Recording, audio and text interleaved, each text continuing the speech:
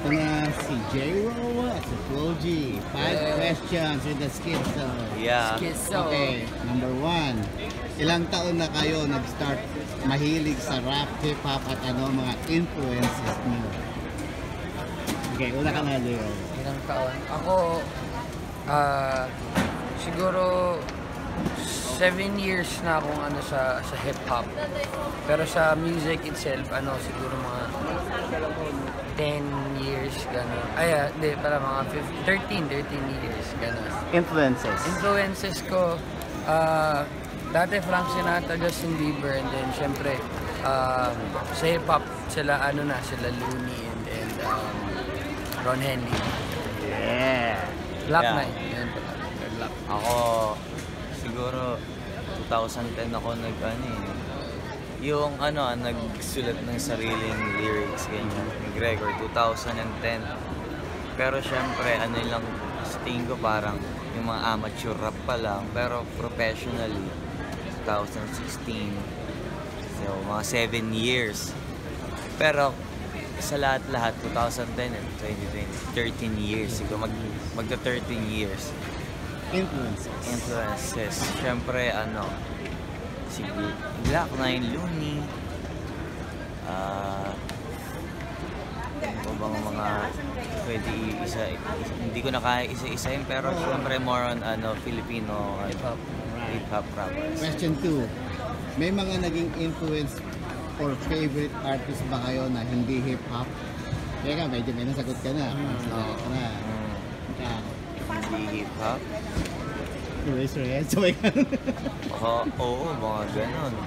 Yan yung mga parokya na So yung Number 3. Ano ang first ever live gig na napanood nyo? At kumusta yung experience na yun? Live gig na napanood nyo. Kahit mga live performance ng isang artist ng 19 Kopong. Ako, feeling ko hindi ako nagkakamali.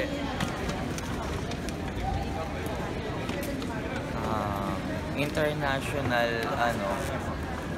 Jabokis. Oo, meron kasi nun sa may Alabang Town Center eh. Tapos, yung live naman na OPM, Hail. Actually, hindi ko sila kilala nun, pero tanda ko siya eh. Ang banda is Hail. Tapos, doon ko unang na-experience yung may mga, hindi naman ako kasali, pero mga nag-i-islaman yung mga tao. Ayos yun. Hindi pa naman ako bata pa ako noon eh. Galing. Pero dahil meron lang din doon sa may mall sa amin. sa akin parehas din, mga mall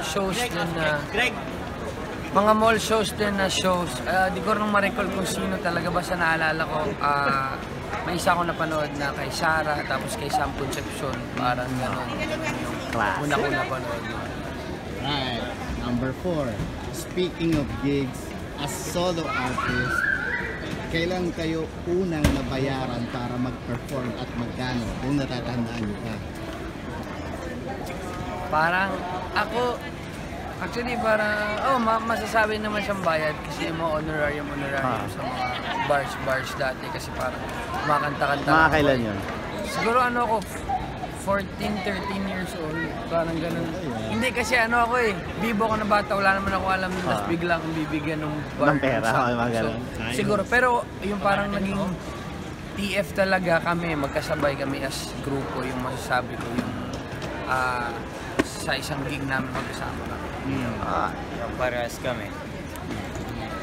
Number 5. Kung hindi kayo naging hip-hop artist, ano sa tingin nyo ang ginagawa mo ngayon o ginagawa nyo ngayon? Hindi kayo naging hip-hop artist. Ako sa tingin ko pinakamadali kundi tricycle driver or driver.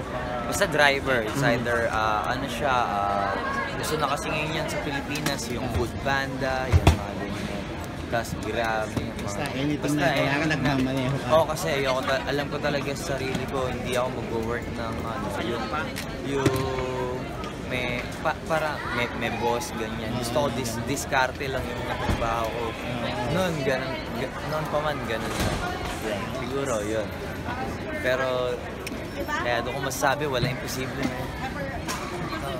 Ako sa akin siguro nag-aaral pa ako or nag-ano na ako, nag-take na ako ng filmmaking kasi it's either music or film ako eh. Pero syempre di ko pa rin alam kung saan ako dadalinan. So wala eh, ako music din talaga eh, parehas din kami. So dito kami dinalan ni Lord eh. Ito yung ano niya na binigay sa amin, blessing tsaka ano din syempre responsibility kumbaga na mag-influence at mag-ano din, maging ano sa inspiration sa ibang tao through our music, through being our true selves. Kaya yun, wala imposible eh. Isipin mo yan. Sinasagot namin yung mga tanong na to sa LA. Yeah. No, yun lang.